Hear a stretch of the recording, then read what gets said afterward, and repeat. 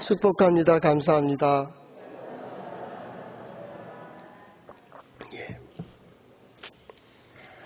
어느 촌에 농부가 있었는데 그 농부의 집에 딸이 간연하여서 결혼을 하게 되었습니다.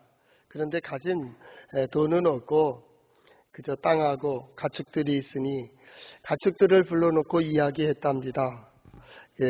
야 얘들아, 내가 우리 딸이 결혼을 하게 돼서 잔치를 벌려야겠다 그랬더니 가축들이 깨깨 꾹꾹 멍멍하면서 굉장히 좋아하더랍니다. 잔치를 벌리면 먹을 것이 생긴다고 기대했던 것 같습니다. 그래서 맨 처음에 닭을 쳐다봤습니다. 야 닭들아, 니들이 요번에 좀 희생하고 그 상에 올라가야겠다. 손님을 대접해야 되는데 돈이 없어 사올 것이 없구나. 그랬더니 닭이 하는 말이, 주인이요, 우리야 주인을 위해서 언제든지 희생할 수 있는 마음을 가지고 있습니다. 그러나 주인, 우리가 없으면 어떻게 주인 아침에 일어나실 수 있겠습니까? 내가 꼭 그래야 깨어날 수 있지 않겠습니까? 저 말고 다른 가축을 쓰세요. 그래서 이제 그러고 있는데 그 옆에 이제 소가 있었습니다. 그러니까 소가 또 소를 쳐다보니까 주인도 너는 어떠냐? 그랬더니 소가 하는 말이, 주인이요, 주인과 나와 함께한 세월이 얼마인데 내가 그걸 주저하겠습니까? 내가 나를 희생해서 잔치가 잘 된다고 한다면 내가 기꺼이 희생하겠습니다. 그렇게 얘기했습니다. 그러나 한 가지 중요한 것은, 주인, 내가 없으면 저 논이나 밭에 누가 갈 수 있겠습니까? 그러니까 저 말고 다른 것. 그래서 다른 하는데 다 변명도 있고 핑계가 있고 그 이유는 다 정당했습니다. 마지막에 가장 필요 없다고 생각된 돼지에게로 관심이 집중됐습니다. 너는 먹기만 하는 짐승이니까 그래, 이번에 돼지가 좀 희생해줘야겠다. 그렇게 얘기를 했습니다. 그랬더니 돼지가, 주인이요, 나에게 먹을 것을 늘 풍족하게 줘서 늘 행복하고 감사했는데 내가 주인을 위해서 희생할지 못할 게 뭐 있겠습니까? 그러나 한 가지 생각해 보세요. 제가 없으면 그 모든 오물들을 누가 처리하겠습니까? 제가 다 쓰레기통처럼 이 안에 다 집어넣으니까 그래서 되지 않았겠습니까? 가축들은 저마다 자기의 핑계와 변명을 가지고 정당한 이유를 얘기했다라는 얘기입니다. 그래서 그 잔치가 어떻게 됐는지는 그 글에 써있지 않았습니다. 여러분 상상에 맡기겠습니다. 우리가 시간이라고 하는 그 시간도 마찬가지입니다. 하나님께서 우리에게 말씀을 주시고 인생을 주시고 또 시간도 주시고 물질도 주시고 좋은 소망도 허락하여 주시면 사람들은 다 얘기합니다. 내가 다 잘 되길 바라고 또 높이 올라갈 것을 계획하고 그리고 그대로 이룰 거라고 결단을 합니다. 그러나 거기에 따르는 어떤 헌신이나 희생은 사람들이 잊어버릴 때가 많이 있습니다. 보통 학교에 가면, 우리 학교는 옛날에 이제 그런 거 있잖아요. 우리 학교는 면접을 할 때 상위 5%에 들면 어느 학교까지 간다. 그리고 15%까지는 어느 학교다. 30%까지는 어디다. 그래서 50%, 60%까지 되면 인서울이다. 이제 이런 얘기를 합니다. 그래서 선배들의 통계겠죠. 그래서 저마다 나 30% 정도는 되겠지, 5% 정도 되겠지 하고 열심히 공부를 합니다. 그래서 1학년 1학기 때는 우리 학교는 굉장히 열심히 하는 학교입니다. 그런데 2학기가 되면 그때부터 조금씩 틀려집니다. 자습 시간에도 빠지고 또 학교도 제대로 안 오는 애들도 있고 그것도 공부도 물론 안 하고, 그래서 이제 졸업을 하게 되면 또 졸업할 때 보면 그 마지막 기대 점수들이 못 미치는 그런 경우도 있습니다. 왜 그럴까요? 그 마음은 있어요. 그런데 몸이 안 따라주는 겁니다. 그러니까 신앙생활이나 생활도 마찬가지입니다. 머리로는 누구나 합니다. 어떤 때는 심장으로도 할 수 있습니다. 몸에 익숙지를 못합니다. 신앙생활 역시도 마찬가지입니다. 신앙생활의 가장 중요한 것은 몸에 익히는 겁니다. 몸에 자꾸 일으켜서 하나님의 뜻을 따라 넘어지더라도 그쪽으로 넘어질 수 있도록 그렇게 훈련되어지는 그 원리가 어디에 있어요? 성경에 있습니다. 믿음의 사람들은 이렇게 지내간다고, 또 이럴 때에는 하나님의 도우심을 이렇게 받고 저럴 때는 하나님께서 이렇게 역사하셨다고 하는 것을 성경을 통해 배우게 되죠. 한번 따라해 볼까요? 하나님의 말씀인 성경은 나의 신앙이요 나의 고백입니다. 주여 내게 무슨 말씀을 하려 하시나이까? 내게 무슨 말씀을 하시든지 그대로 하리이다. 그대로 고백하고 그대로 행해서 하나님께서 약속하신 모든 그 목표와 뜻을 다 이루는 우리 성도들 될 수 있기를 바랍니다. 그래서 아주 중요한 신앙생활에서 계속 강조되고 있는 것, 성경에서 계속 강조되는 것이 뭐냐면 하나님 말씀하셨다는 것. 그러니까 들어라 그 말입니다. 그게 첫 번째입니다. 신앙은 우리 성전에 딱 들어오는 순간부터 하나님을 향해 그렇게 서는 순간서부터 자기 주장을 하질 않습니다. 절대적으로 하나님께 집중합니다. 하나님 뭐라 말씀하실까? 하나님께서 무엇을 보여주실까? 하나님께서 뭘 들려주실까? 그래서 들으라는 겁니다. 들으라. 자기 주장이 생기기 시작하면 들으려고 하지 않습니다. 자기 것만 얘기하게 됩니다. 그러나 성경은 아닙니다. 우리가 사는 모든 날 동안 하나님 앞에 선자로서 신앙생활을 한다면 하나님께 들어야 됩니다. 어떤 문제가 생겼을 때도 마찬가지입니다. 하나님의 뜻이 뭡니까? 라고 묻습니다. 왜요? 그분의 뜻을 듣고 싶은 거예요. 그분의 말씀을 듣기를 원한다는 거죠. 두 번째로 강조하는 단어가 뭐냐면 생각하라 라는 겁니다. 생각해봐라. 생각해봐라. 너 과거에 이랬잖아. 생각해봐. 생각해봐. 이렇게 돼서 어떻게 됐니? 저렇게 하니까 어떻게 됐니? 야, 좀 생각 좀 해봐. 어떤 생각입니까? 예, 하나님께서 주시는 지혜, 들려주신 대로 생각하는 거예요. 아, 맞아. 그러니까 믿음의 사람들의 생각과 결단은 달라요. 왜냐하면 이 믿음이라는 것이 가지고 있기 때문에 그래요. 믿음으로 본다 그 말입니다. 믿음으로. 세 번째로 강조되고 있는 단어는 뭐냐면 기억하라는 겁니다. 기억하라. 하나님이 함께 하심을 기억하라. 하나님 역사하셨음을 기억하라. 내가 어디로 가고 있는지를 기억하라. 우린 계속 그것을 기억하는 거예요. 마지막 선지자로 강조되고 있는 행하라. 그대로 행하라. 믿음으로 이것들을 믿음으로 이렇게 바로 하나님의 뜻을 우리의 삶 속에 그렇게 이루어가는 거예요. 어찌 그럴 수 있느냐? 그것이 성경의 주제인 하나님께서 함께 하신다라는 겁니다. 하나님이 함께 하시는 것, 들어봐. 이거 하나님 함께 하시지? 기억해도 하나님이 너와 함께 하신다고, 하나님이 우리와 함께 하신다고, 임마누엘이라니까 하나님이 우리와 함께 하신다는 것을 얘기해요. 어디를 갈 때에도 마찬가지입니다. 하나님이 함께 하신다. 하나님이 함께 하신다. 이 하나님이 함께 하신다라는 것은 뭐예요? 그 하나님의 임재를 얘기하는 겁니다. 하나님이 이 주변에 나와 함께 하시는 공간적인 의미일 수도 있습니다. 그러나 더 나아가서 하나님이 함께 하신다라는 말은 뭐냐면 동행입니다. 하나님과 동행하는 겁니다. 그 걸음걸음마다 하나님과 함께 보조를 맞추며 그 걸음을 인도하시는 하나님, 그리고 그 인도 속에서 역사하시는 그 하나님, 보호하시는 그 하나님과 동행입니다. 동행. 그 하나님을 기억하는 거예요. 오늘 성경 말씀의 주제도 마찬가지입니다. 하나님이 함께 하신다라는 것. 아주 단순한 원리이고 이것은 성경의 기본적인 원리입니다.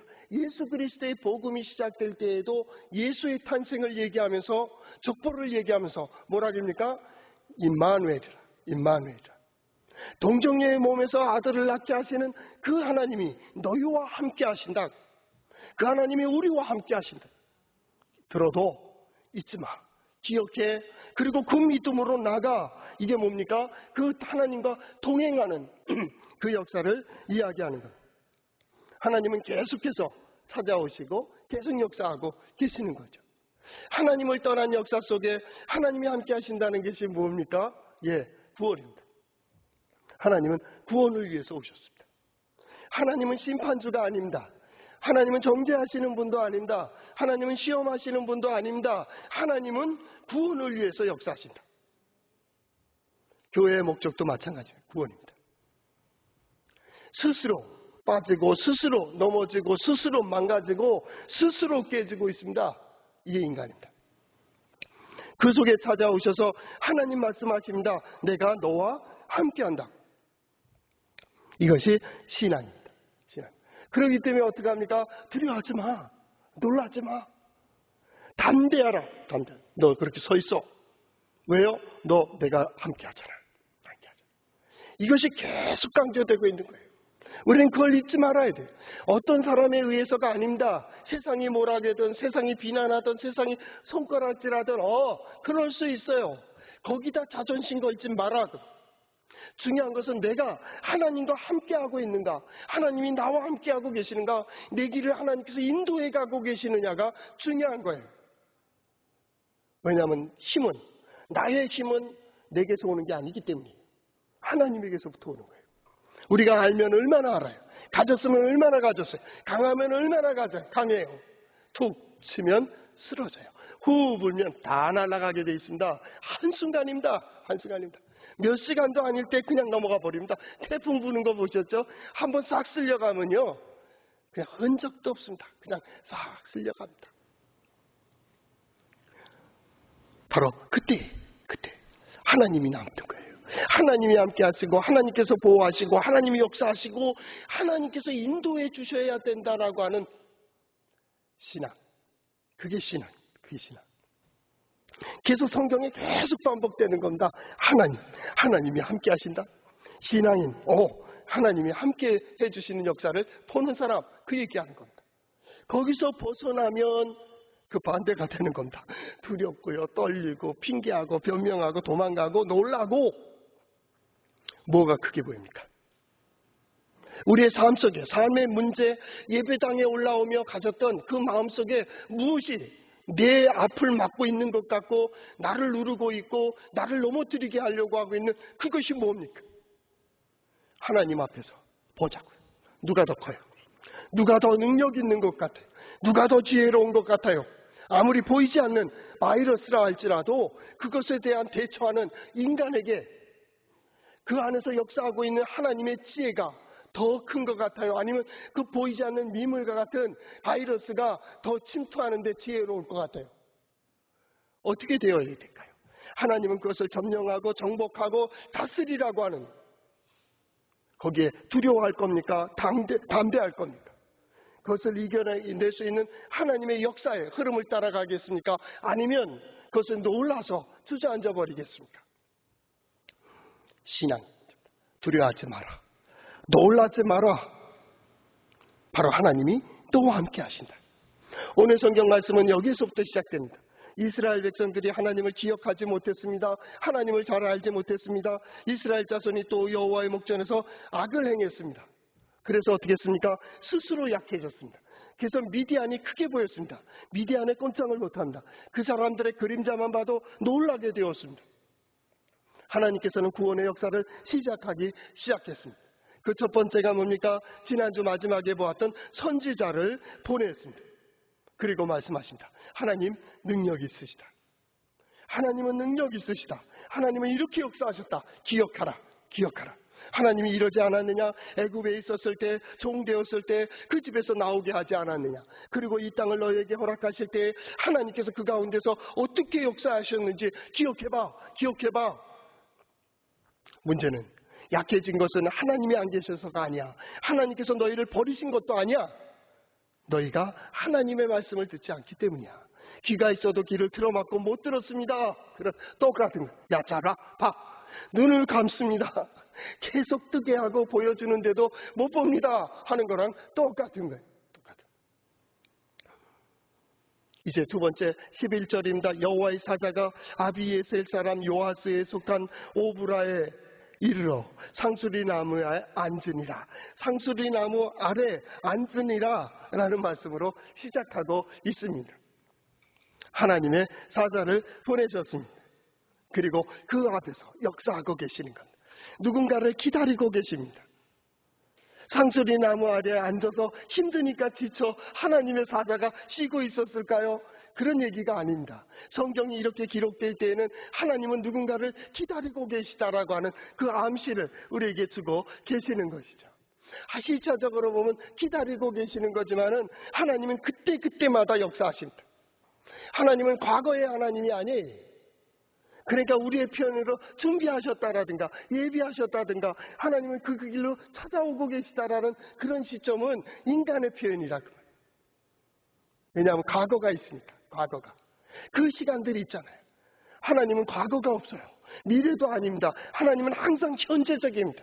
만약에 과거를 얘기하신다고 한다면 하나님은 그만큼 늙으신 거예요. 하나님께서 어떤 역사에 대해서 상대적인 가치를 가지고 있다면 하나님은 그만큼 상대적으로 약해질 수 있는 분이에요. 근데 우리 하나님은 아니에요. 죽은 자의 하나님이 아니라 산 자의 하나님이 항상 현재적으로 지금 여호와 스스로 역사하시고 스스로 이끌어 가시고 스스로 무엇인가를 만들어 가시는, 지금도 계속 새롭게 하시는 하나님. 단지 우리의 표현이 와보니까 이것이 다 세팅된 배경이 만들어진 거예요. 그래서 어떻게 합니까? 예비하신 하나님, 준비하시는 하나님, 기다리시는 하나님, 기다리고 계십니다. 어디에서 기다리셨습니까? 아비에셀 사람 요아스에 속한 오브라에 이르러. 이름이 탁탁 들어올 때는요, 그 묘한 의미를 가지고 있어요. 이름을 가지고 있습니다. 여기에 보니까 뭐라고 했어요? 아비에셀입니다. 아비가 무슨 뜻이에요? 예, 아버지예요, 아버지. 히브리어는 비슷한. 에셀이 뭡니까? 도움이라는 거. 도움. 아비, 도움. 아버지의 도움? 아버지가 도우신다? 뭐 해석이, 누군가의 도움이에요. 우리 신앙적으로 본다면 하나님께서 도우시는 거예요. 우리의 아버지가 누구예요? 예, 하나님이십니다. 하나님의 도우심을 구한다, 그 말이죠. 또 나아가서 요아스의 아들, 요아스입니다. 요아스라는 뜻이 뭡니까? 준다라는 겁니다. 누가 줘요? 하나님이 주신다, 그 말. 하나님. 도와주시고 하나님이 역사해 주시는 것을 이름을 가지고 있는 그곳에 하나님의 사자가 거기에 앉아서 누군가를 기다려요. 왜요? 도와주기 위해서. 역사하기 위해서.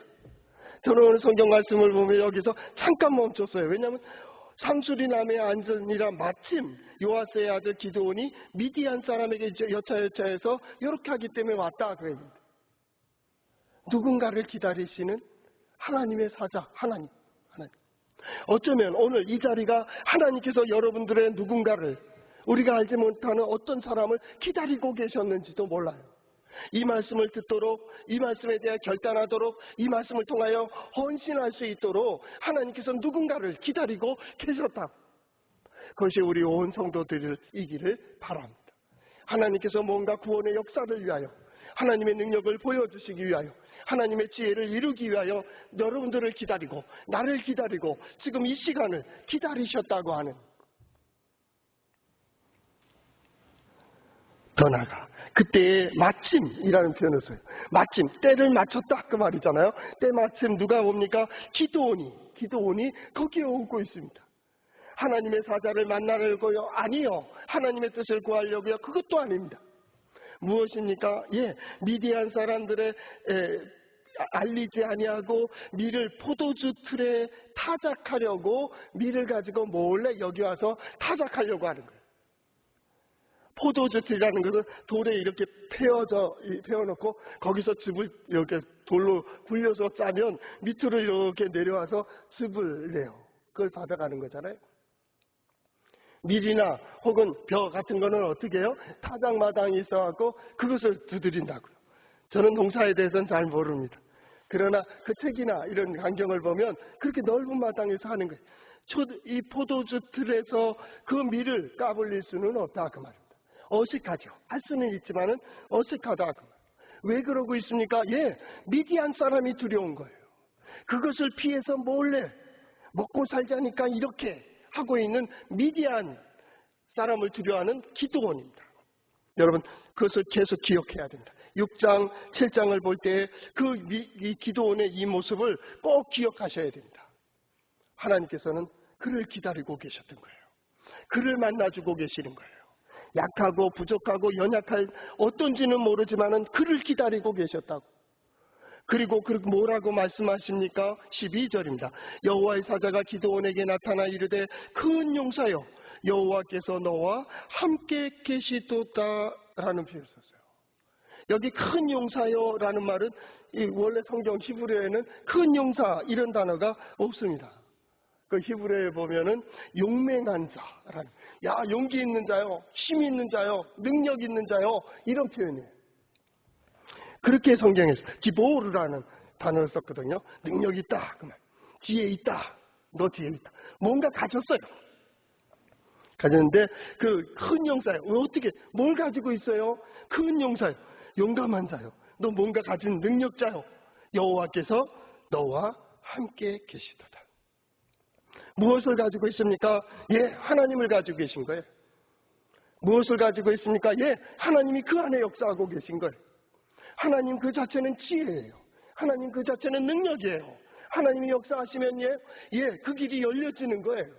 그게 하나님의 영광이에요. 영광. 기도는 자신을 몰랐어요. 하나님이 자신과 함께 하신과 하나님 자신 안에서 역사하고 계심을 몰랐어요. 하나님을 잘 알지 못했습니다. 그러나 하나님의 사자, 여호와의 사자가 말합니다. 기도원을 향해 너 능력 있어, 이 얘기입니다. 너 능력 있어. 왜냐하면 하나님이 너와 함께 하시기 때문입니다. 오늘도 신앙생활을 하며 우리는 뜻밖의 소식을 들으며 자신도 모르고 하나님도 알지 못하는 모습으로 설 때가 많이 있습니다. 그러나 하나님은 오늘 말씀하십니다. 여호와께서 너와 함께 하신다고. 함께 하신다. 지난 모든 시간 역사하여 주시고 인도하여 주신 것처럼 하나님은 지금도 너와 함께하고 계시다라는. 그러나 기도원은 그것을 알지 못했다니까요. 뭐라고 얘기합니까? 주여 여호와께서 우리와 함께 계시면 어찌 이 모든 일이 우리 가운데 있을 수 있습니까? 라고 묻고 있다. 오래된 책이지만은 믿는 자에게 어려움이 당하면 고통이 당하는 이유 이런 책이 있었어요. 그래서 거기에 대한 답은 시험하시기 위하여, 연단하시기 위하여, 인간적 표현이죠. 하나님이 시험하시기 위해서 무슨 일을 고난을 주십니까? 연단하기 위해서 고난을 주십니까? 솔직히 한 말 해볼까요? 왜 고난 당하는 거예요? 왜 연단당하는 거예요? 왜 그 시험을 당하는 거예요? 내 마음이 갈리고 있는 거예요. 내가 하나님을 기억하지 못하는 거예요. 그렇기 때문에 두렵고 떨리는 거예요. 하나님은 누구를 시험하시지 않습니다. 누구를 심판하지도 않으십니다. 하나님은 우리의 모든 삶 속에 하늘의 지혜를 가지고 이 시대를 아름답게 살아가기를 원하십니다. 하나님이 창조하신 세상에 하나님의 지혜와 하나님의 능력으로 이 모든 걸 잘 다스리시기를 원하신다고. 근데 그걸 잊었어요. 하나님은 우리와 함께 하시고 우리에게 계속 지혜를 주고 계심에도 불구하고 그는 스스로 말하고 있습니다.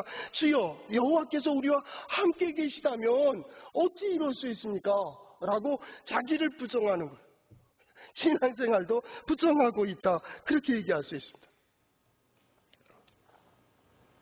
또한 그 얘기뿐만 아니라 우리 조상들이 일찍이 우리에게 들려줬는데 애굽에서 나올 때, 애굽에서 이렇게 구원받을 때 하나님이 이렇게 역사하셨다고 하는데 그 하나님의 모든 이적이 어디 있습니까? 다 옛날 이야기가 된 거예요. 우리가 지금도 마찬가지입니다. 성경 말씀을 보면서 옛날 이야기로 끝내는 데가 많습니다. 하나의 이야기, 스토리. 성경은 이야기다. 이야기의 스토리. 그렇게 보는 사람도 있어요. 하나님이 우리와 함께 하신다는데 거기에 대한 지혜도 거기에 대한 능력도 하나님의 역사를 보지 못하므로 하나님은 단순히 막연한 어떤 철학적인 존재. 그렇게 생각하는 사람도 있어요. 인생이 잘 될 수 있도록 마음의 위로자. 단순히 그렇게 보는 사람도 있어요. 어떤 사람은 윤리자 도덕선생 청조처럼 생각하는 사람들도 있다고 말입니다. 하나님의 사자가 그것을 다 듣게 됩니다. 그리고 그 기드온이 마지막 말이 뭡니까? 우리를 하나님께서 버리셨다. 우리를 떠나셨다. 그 얘기입니다. 그래서 미디안의 손에 우리가 이렇게 꼼짝 못하고 있는 거 아니냐? 다 들으셨어요. 그런데 14절에 뭐라고 말씀하십니까? 바로 여호와께서 이렇게 나갑니다.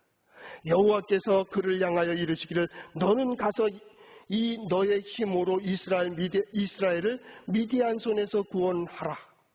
내가 너를 보낸 것이 아니냐. 다 들었습니다. 알았어. 야, 네가 가. 기드온이 아무리 많은 얘기를 해도 하나님에게는 아무것도 아닌 거. 아무것도. 지금 이 논리로 본다면 하나님이 너와 함께 하신다. 너 능력 있어. 라고 얘기하는데 기드온은 계속 얘기합니다. 내가 무슨 능력입니까? 이게 무슨 하나님이 함께 하신다면 이런 일이 있습니까? 한참 듣고 있다가 그래? 그 믿음으로 가서 구원해. 지금 무슨 얘기합니까?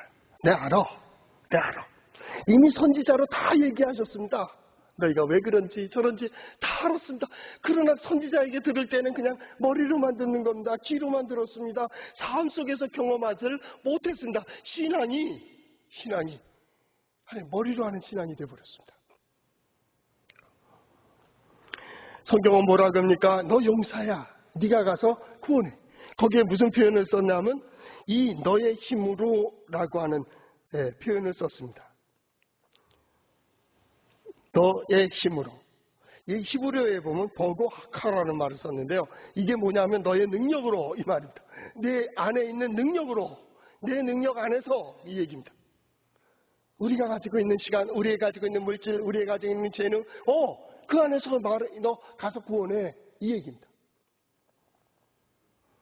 그런데 한 가지 중요한 말씀을 합니다. 내가 너를 보내는 거 아니야 이 얘기입니다. 너와 함께 하시는 하나님이 보내고 있는 거예요. 스스로는 약해요. 스스로는 부족해요. 아무것도 할 수 없어요. 그렇기 때문에 기도원은 15절에 다시 얘기합니다. 그러나 기도원이 그에게 대답하기를 오 주여 내가 무엇으로 이스라엘을 구원할 수 있습니까? 기억하지 못하는 거예요. 잊어버렸어요. 함께 하시는 하나님, 역사하시는 하나님을 잊어버렸다고. 우리는 단지 서야 될 자리에 서고 해야 될 일들을 하는 것뿐이에요. 하나님께서 길을 열어주실 때 우리는 그 길을 나가는 거예요. 그것이 왜 못 나갑니까? 손해될까봐, 약해질까봐, 망가질까봐, 깨질까봐, 이대로 망할까봐 못 움직이는 거예요. 그리고 과거의 경험, 과거의 지식, 과거의 어떤 것을 가지고 계산하고 그것으로 인해서 못 간다 주저하고 있는 거예요. 우리 못한다. 기도는 똑같습니다. 그렇게 내가 너를 보낸다라고 하는데도 모세도 그랬고요. 이 기도원도 마찬가지입니다. 우리가 어떻게 이스라엘 구원합니까? 주여 보소서 나의 집은 므낫세 아주 작은 지파입니다. 므낫세 지파가 어디 지파예요? 요셉의 아들 지파입니다. 그래서 야곱이 끼워준 거예요. 우리는 작은 지파입니다. 뿐만 아닙니다. 나는 내 아버지 집에서 말발도 서지 않는 아들입니다. 형님들이 계신데 내가 어찌 이럴 수가 있습니까? 우리는 믿음이 약해지면 하나님이 보이지 아니하고 하나님의 역사가 크게 보이지 않으면 환경이 크게 보이고 상황이 크게 보이고 세상이 능력 있어 보여요. 그것만 있으면 될 거라고 생각하고 그러면 될 거라고 생각했어요. 어찌 지금 상황을 어떻게 과학으로 설명할 수 있어요? 어떻게 우리 지식으로 우리가 가지고 있는 어떤 학문으로 설명이 돼요? 점점 더 우리 얘기하잖아요. 코로나가 어디에 이 루트를 걸쳤는지를 찾는다고 점점 더 못 찾습니다. 이젠 생활 속으로 다 젖어들었기 때문에 그래요. 그래야 면역이 생기는 겁니다. 이겨야 돼요. 어떻게 이길 수가 있어요? 이게 지혜예요. 환경으로 암만 따져도 안 됩니다. 오늘 기도원과 똑같은 겁니다. 환경에 해석되고 상황 때문에 어렵고요. 이런 되어지는 일들이 두려운 거예요. 미디안이 두렵고 그 사람의 그림자들만 봐도 놀라기 때문에 숨어서 이 일을 하고 있는 거예요. 나는 작은 자입니다. 나는 못합니다. 그렇게 얘기할 때 하나님 뭐라고 하십니까? 능력을 주겠다? 아니요. 재능을 주겠다? 아니요. 딱 한마디입니다. 내가 반드시 너와 함께한다. 내가 너와 함께한다는 거예요.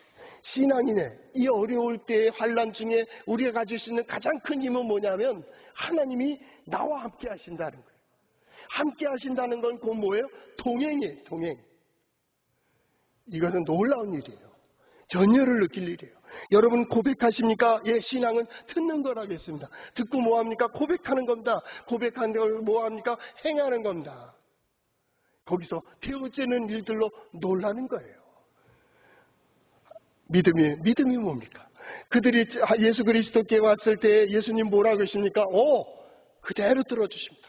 선포한 대로 됐습니다. 말씀하신 대로 됐습니다. 놀라운 일입니다. 어찌 이럴 수 있냐고. 그게 하나님이 함께 하시는 증거입니다. 우리 성도들이 나가며 하나님의 말씀을 들으며 가졌던 소망들이나 생각들이나 계획들이 내가 생각하지도 못한 일들이 터지고 또 그걸로 인해서 수습되고 그걸로 이루어질 때 우리는 뭐라 그럽니까? 하나님이 하셨다고. 하나님이 역사하셨다고. 우리는 뜻밖의 소식들을 듣게 될 거고 내가 상상하지도 못하는 곳에서부터 구원의 역사가 이루어질 것이고 내가 되어지는 이 계획 그 이상에서 어떤 역사들이 일어날 때 이건 하나님이 하셨다고. 하나님이 하셨다고. 성경 말씀은 이렇게 되어 있습니다. 내가 반드시 너와 함께 하리니 내가 미디안 사람 치기를 한 사람 치듯 하리라. 미디안은 떼거지잖아요. 나중에 전쟁을 봐도 그렇지만 엄청난 숫자가 몰려옵니다. 그런데 한 사람 치듯 하리라. 하나님 어떻게 하십니까? 줄여서 상대도 안 되게 만들어 버립니다. 우리는 아무것도 아닙니다. 그런데 어떻게 돼요? 결국은 승리한다. 믿음의 사람, 신앙이란 뭡니까? 결과를 가지고 출발하기 때문입니다. 우리는 그걸 기억해야 됩니다. 하나님은 나와 함께 하신다. 나의 가는 모든 길들 속에 하나님은 동행하신다. 그리고 이 시간이 지난 후에 우리는 반드시 고백하게 된다. 이 일을 이루시는 이는 하나님이시라고. 하나님이시라고. 기도하겠습니다. 사랑의 주님 감사합니다. 주께서 저희들에게 믿음을 허락하여 주시고 주를 향한 소망을 가지고 이 시대를 살아갈 수 있도록 인도해 주심을 감사합니다. 여러 가지 어렵고 혼란한 이 상황 속에서 오직 하나님을 향한 믿음으로 주의 전에 올라왔사오니 하나님이여 하나님의 영으로 저들의 마음을 붙들어 주시고 담대하게 하여 주시고 모든 상황 모든 조건 속에서 역사하시는 하나님의 능력을 경험하게 하여 주시옵소서. 이 시간이 지난 후에 진정 믿음의 사람을 통하여 그 가정과 가족들과 사랑하는 사람들이 되어지는 일들로 하나님을 찬양하게 하여 주시며 또한 그 모든 길들 속에 보호하시고 인도하시는 하나님의 역사를 보는 우리 성도들 되게 하여 주시옵소서. 예수님 이름으로 기도하옵나이다.